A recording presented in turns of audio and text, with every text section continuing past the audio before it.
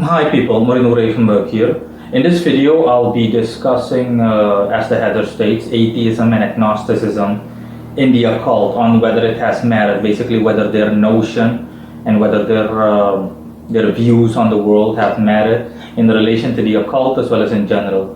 Before I continue, I also wrote an article in which this video will be embedded. If for any reason you want to consult the article, you want to have everything I'm saying in the writing more or less, or similar, then see the link in the description below as usual, as well as anything else that might be useful, such as the link to my website or my web shop, you name it. So yeah, let's get down to the topic at hand. I'm going to try to keep things as short and straightforward as possible. For those of you that don't know what an atheist is or what an agnostic is, an atheist, simply put, is someone that does not believe in the spiritual anything of a spirit, that doesn't believe in any spiritual existence whatsoever. Someone that believes only that the material world exists and that there is nothing like a god or gods or spirits or anything like that. Someone who is agnostic believes something similar. Someone that's agnostic, and so agnosticism, an agnostic believes that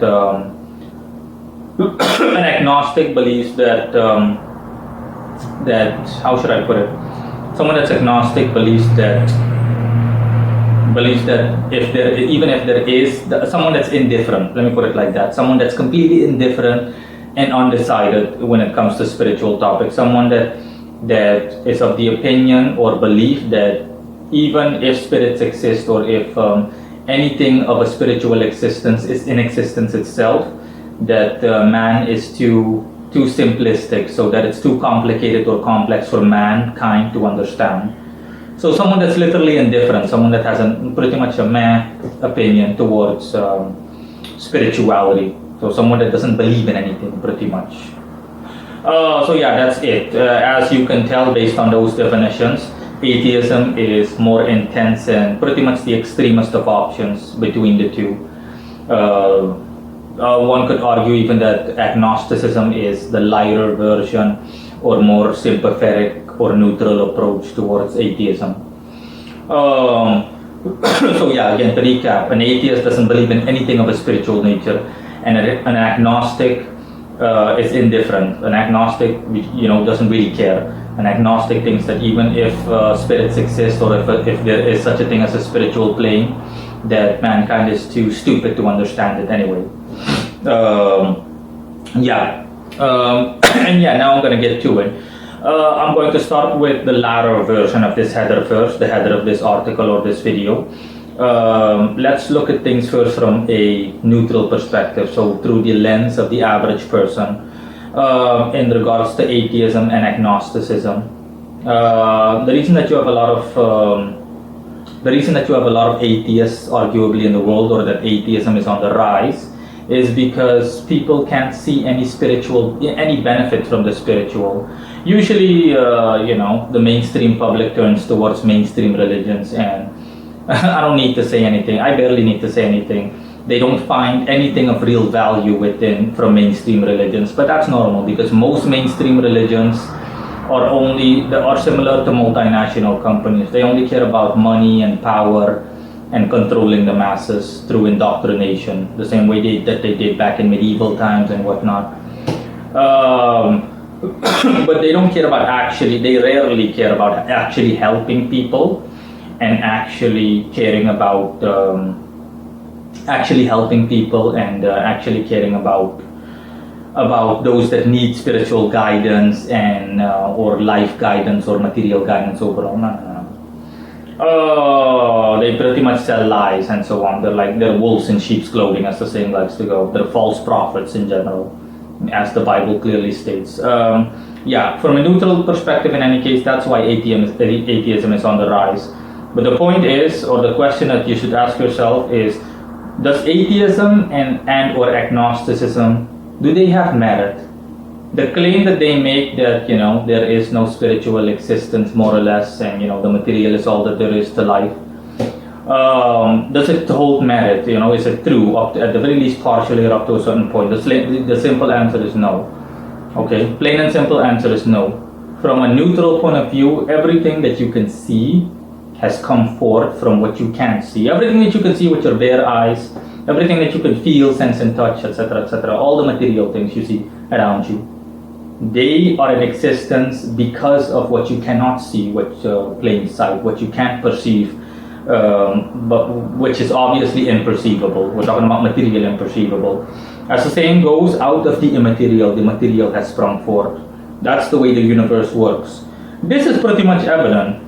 Not that more examples need to be listed. One plain and simple example is you as a human being. You as a human being, you do not have a soul. You are a soul. You have a soul, an astral body, and a physical body. Your physical body is simply a vessel that you need to inhabit to manifest in the physical plane. You need a physical body to manifest physically and to be able to touch stuff and so on and so forth. But your physical body is nothing more than just that. It's no different than a coat or a jacket your astral body wears, similar to mine. That your astral body wears. That's it. You think that you would actually exist or that you would actually still be alive if your astral body were to leave you. Keep in mind that the reason I specifically hint at astral body is because I've already explained in a previous video the composition of man, that you simply have a soul, but your soul is literally the genuine divine version of yourself. Your soul is literally a speckle of God within you. Okay, and your soul cannot be corrupted or tainted or anything like that. After that, you have an astral body. Your astral body is more practical. Your astral body decides movement, it decides what you do, say, think, and more or less. Your soul works in conjunction with your astral body, more or less, but your astral body is responsible for motor movement and things like that. Okay? And then last but not least, you have your physical body. And that's what I'm talking about. If you did not have an astral body, if your astral body detached itself from your physical body, and your soul obviously, okay, your soul is a different chapter altogether. Do you seriously think that you would be still left standing? No, you would drop that instantly. That's my point. Your very consciousness, the fact that you're aware of your existence as a being in the universe, all of that comes from your soul and your astral body. More your astral body than your soul. It comes from your astral body primarily. Nothing else. Your physical body is like an inanimate object. It's like a boulder. It's like this porcelain mug or clay mug I have, you name it. It's like anything else you can think of. It has no consciousness. Your astral body sees to your consciousness. Your physical body, no. The second, if your astral body were to leave your physical body, you'd immediately drop dead. Bro, we're talking about nyung. You'd immediately drop dead. That is all that your astral body is. It is an attachment. You need your astral body to manifest in the physical plane the same way that everything is of a material nature. That's all. It's a vessel that you temporarily inhabit. That's it. Okay? So yeah, that alone as an example already pretty much undermines the entire quote-unquote credibility of atheism and agnosticism. I mean, to the average person this should be clear, but it's unclear to a lot of people because a lot of people aren't knowledgeable on this notion or this concept. They're not knowledgeable on everything that I just said. They're not knowledgeable on this knowledge itself that I'm spewing for. To an occultist, someone like me, for example, this is obvious, okay? This is literally clear cut. This is like making a statement that water is wet. That's how this is common knowledge, to say the least, to someone like me, to an occultist. Someone that knows how the ethereal works, how the immaterial works, you name it. Another simple example that I can give from an occult perspective, and especially people that are familiar with the Kabbalah and the Tree of Life will understand this. The basic concept of the Tree of Life within Kabbalistic teachings teaches you that everything, simplistically put, comes from God, the highest above, and it reaches the material. That's the entire world. The universe is constructed as we know it. So simply put, everything starts with God and it eventually ends up in the material. Okay? Mental, astral, physical. Everything starts as a notion, as a concept first coming from the Supreme Being, and then it makes its way in terms of evolvement or in terms of processing, spiritual processing through the thought. Okay? That thought finds itself in the astral, and then the actual thought turns into a material action. Practical examples that I can give, for example, is that again, the mug. The concept of a mug, okay, to create a mug, for example, people were Neanderthals back in the day, and they said to themselves, hey, we need something that we can, we need something that we can drink out of, because it's impractical to constantly go to the river and to just drink the way animals do. We need something that can hold fluids together. We need something like a glass we can put stuff in so that we can drink whenever we need to, and we can store it as well. Something like a barrel or a vat. The concept of inventing something like that, okay, comes from Supreme Being. It comes from higher up. Then it gradually made its way through spiritual processing towards the thought pattern of mankind, to the point where an inventor said we need something like that, regardless of when it was in mankind's history, at what point it was in mankind's history. And then the person actually set about, or the people that thought of it actually set about creating something like that. Nothing happens through coincidence. So the person said, hey, we need something. And that's where the concept existed. The concept is mental. After that, you have astral, and then you have the physical. And, before you know it, something similar to a mug was born, and people simply refined it. They refined it to the point where we have all kinds of glasses and mugs and pretty much everything you can store fluids in, okay? In all different shapes and sizes, made out of different materials such as metal, wood, porcelain. I think this is porcelain. I bought this, by the way, this wasn't expensive, but this wasn't cheap. This was $50. I bought it at a local Korean store, my favorite local Korean restaurant, by the way. But yeah, you get the gist of it. That's the whole point of everything that I'm trying to make. This, from a neutral perspective, even if you're not an occultist, you have no knowledge on the occult whatsoever, everything that I explained should not be hard to grasp or hard to understand. This is plain and simply what you need to understand. I mean, when you look at the world all around you, everything is of a spiritual nature. Material things didn't just come falling out of the sky. They didn't just exist. Everything, okay, has a spiritual higher equivalent to it. Like I said, the simplest example I can give, and the most effective and practical example, is you as a human being. Okay, your entire body is nothing more than a bag of bones and flesh. That's all that you are. You're bone and flesh. You're literally inanimacy. That's all that you are. You're one huge inanimate object. That's all. Your very consciousness, everything that makes you think, makes you tick, makes you rational, gives you the capability of being capable of rational thought. Everything that you are, that you say, do, and think, is not coming from your physical body. It's coming from your astral body. And your astral body is literally using and guiding your physical body towards actually doing what you want to say, saying what you want to say and do what you want to do. That's the simplest example I can give. Okay, like I said, your soul is a separate subject altogether.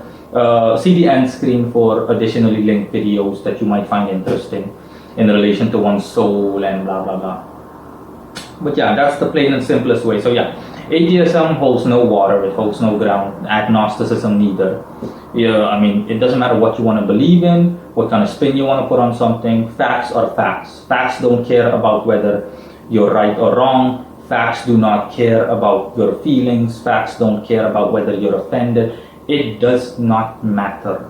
Okay, a similar concept is free will. There is no such thing as free will. That's a fact. It doesn't matter what you want to say or do. It's not subject to any. No. Facts are there whether you want it to be the case or not. It's a fact that the Earth as a planet exists and that we inhabit it. Okay? It doesn't matter whether we're ever here or not. It doesn't matter. Even if mankind never existed, the Earth would still be there because its existence is a fact. Okay, it's irrefutable. It's non-negotiable or non-arguable. It's not subject to argumentation or anything similar. It's a fact. It does not matter. It doesn't care what you think or what you. It doesn't need you to care or think about it or anything like that. It is a fact. It exists, plain and simply put. It doesn't matter, okay, whether mankind was ever on Earth to begin with. It doesn't matter whether mankind ever had something to begin with. It doesn't matter, blah, blah, blah. No. None of it matters, okay? The Earth is here, plain and simple. That is a fact. The Earth doesn't care about what you think of it, whether you're of the opinion that it is pleasant or unpleasant to inhabit. No. It doesn't give a flaming fuck. The Earth exists, period. It's the same thing with everything I explained. It doesn't matter whether you want to believe in spirits, whether you've ever seen a spirit, or whether you believe in whether there's a God. calling God an imaginary, an imaginary beardy man in the sky, a white robe man. No. God literally cares less than nothing about what you think. God doesn't need you to thingy. God created you whether you like it or not. God decides everything that happens in this universe, in existence, whether you like it or not. And we as people are well beyond, okay? God is well beyond our comprehension. It's like us being ants and trying to understand human beings. Try picking up an ant in your hand and explaining to that ant how the universe works. Try explaining to that ant that mankind has a rich history and that we have civilizations and blah blah blah, and that we evolved and that we have limbs and ligaments and joints and shit. No. The ant is incapable of understanding it because the ant simply does not possess the evolutionary consciousness. The ant is simply not evolved enough at a spiritual conscious level to grasp the concept of civilization and of everything that mankind is all about. It's the same thing. We can understand God. God is way past our pay grade, way past our threshold in an infinite amount. That's it. You can try to understand Him, but you'll never be able to understand Him. Okay? It's that simple, and it's safe to say the least. It's also an infinite understatement that God doesn't give a flaming fuck about your existence. God gave everything, God gave birth to everything in existence. Okay? God gave birth to everything in existence, including man and everything. God decides everything directly or indirectly, whether it's good or bad or everything. So yeah, holds no ground. Atheism, bluntly put, is bullshit. Agnosticism is also okay. It's a more sympathetic version of bullshit, but they're both bullshit. Okay, spirituality exists and it rules the world whether you like it or not, whether you want to believe it or not. Your beliefs don't matter. Facts matter. Bye.